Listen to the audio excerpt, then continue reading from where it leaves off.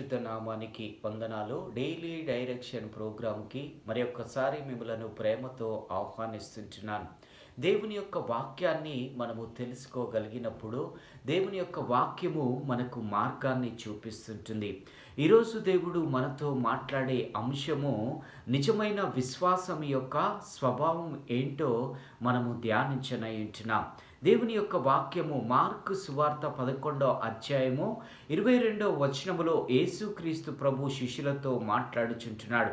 మీరు దేవుని యందు మాత్రమే విశ్వాసం ఉంచుడి అని అక్కడ యేసుక్రీస్తు ప్రభు శిష్యులతో మాట్లాడినట్లుగా మనము చూస్తుంటున్నాం. అంటే ఎందుకు యేసుక్రీస్తు ప్రభు ఆ మాట మాట్లాడినాడంటే దానికి ముందు వచనాలు 20వ వచనము 21వ వచనాన్ని మనం గమనించినట్లయితే అక్కడ అంజూరపు చెట్టు శపింపబడినట్లుగా అక్కడ మనము చూస్తుంటున్నాం. అయితే యేసుక్రీస్తు ప్రభు యొక్క శిష్యుల యొక్క విశ్వాసము ఎక్కడ ఉన్నది అంటే అక్కడ అంజూరపు చెట్టు శపింపబడినది కదా.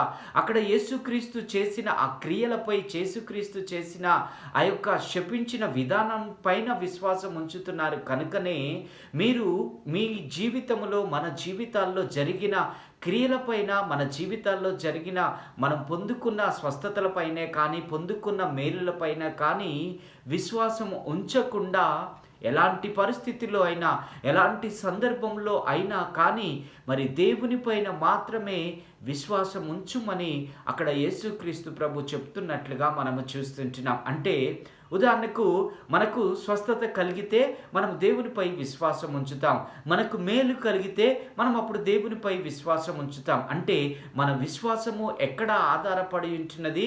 మనకు జరిగే అద్భుతముల మీద, మనం పొందుకునే స్వస్థతల మీద మనం విశ్వాసం ఉంచుతున్నాము తప్ప దేవునిపైన విశ్వాసం అనేది మనము ఉంచలేకపోతుంటున్నాం. అది నిజమైన విశ్వాసము కాదు అని దేవుని యొక్క వాక్యము సెలవిస్తుంటుంది. ఎవరికైనా వేరే వాళ్ళకి ఎవరికైనా మేలు జరిగితే అప్పుడు దేవుని మీద విశ్వాసం ఉంచుతాం, ఎవరికైనా స్వస్థత జరిగితే అప్పుడు దేవుని మీద విశ్వాసం ఉంచుతాం. అంటే మన విశ్వాసము స్వస్థతల మీద, మన విశ్వాసము ఆశీర్వాదాల మీద, మన విశ్వాసము దేవుని యొద్ద నుంచి పొందుకునే మేలుల మీద ఆధారపడకూడదు. కానీ మన విశ్వాసము ఎల్లప్పుడూ కూడా మనము ఎలాంటి పరిస్థితుల్లో ఉన్నా, ఎలాంటి బలహీనతల్లో ఉన్నా కానీ మన విశ్వాసము దేవునిపైనే ఆధారపడగలిగినప్పుడు దేవుని యొద్ద నుంచి మనము చూపిన విశ్వాసము ద్వారా మన ప్రార్థనకు ప్రతిఫలాన్ని పొందుకుంటామని ఈరోజు దేవుడు మనతో మాట్లాడుచుంటున్నాడు. అయితే కీర్తనలు 37వ అధ్యాయము 3వ వచనాన్ని మనం గమనించినట్లయితే యెహోవాను బట్టి సంతోషించుము, ఆయన నీ హృదయ వాంఛలను తీర్చును అని అక్కడ దేవుని యొక్క వాక్యము సెలవిస్తుంటుంది. మనము దేవునిని బట్టి మనం సంతోషించగలిగినప్పుడు, యెహోవాను మనము దేవునిగా కలిగినందుకు ఆయనను బట్టి మనము సంతోషించగలిగినప్పుడు మాత్రమే మనము దేవుని పైన విశ్వాసం ఉంచగలుగుతాం. నిజమైన విశ్వాసములో మొట్టమొదటి స్వభావం ఏంటంటే ఎలాంటి పరిస్థితుల్లో ఉన్నా కానీ మనము దేవుని పైన మాత్రమే ఆధారపడి మనము జీవించగలుగుతాం.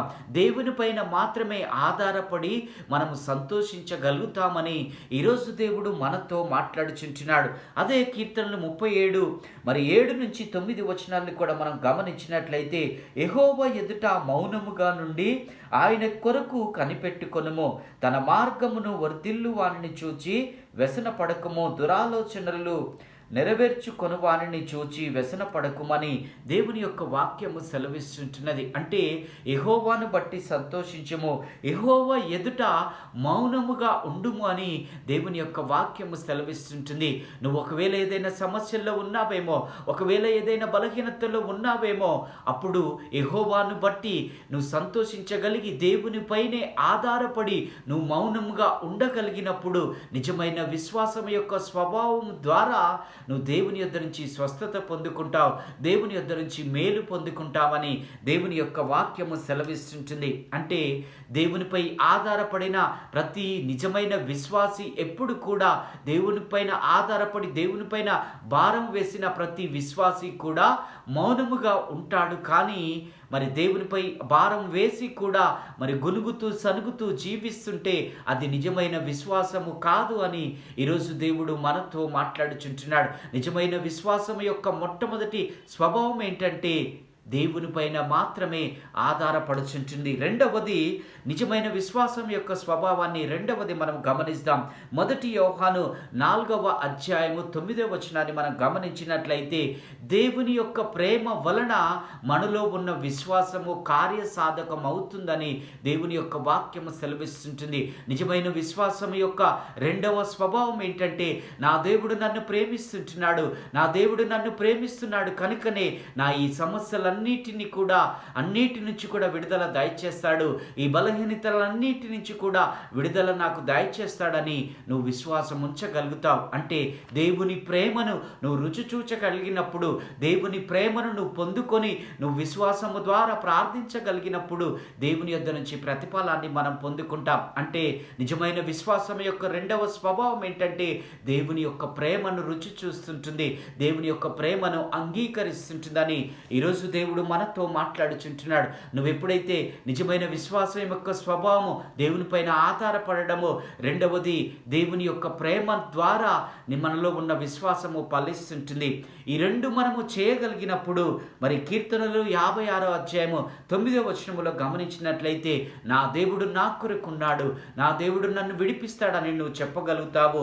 మూడవది, దేవుడు మంచి దేవుడు, దేవుడు నాకు మంచి చేసే దేవుడని నువ్వు ధైర్యంగా చెప్పగలుగుతావు. కనుక నీలో నిజమైన విశ్వాసం ఉన్నదా? నిజమైన విశ్వాసం ఉన్నట్లయితే దేవుని మీదనే ఆధారపడతావు, దేవుని ప్రేమను మాత్రమే పొందుకుంటావు. అప్పుడు నా దేవుడు నాకు తోడుగా ఉన్నాడని ధైర్యంగా ఉండగలుగుతావు. అట్టి కృప దేవుడు నిత్యము నీకు తోడుగా ఉంచి నడిపించునుగాక. ఆమేన్.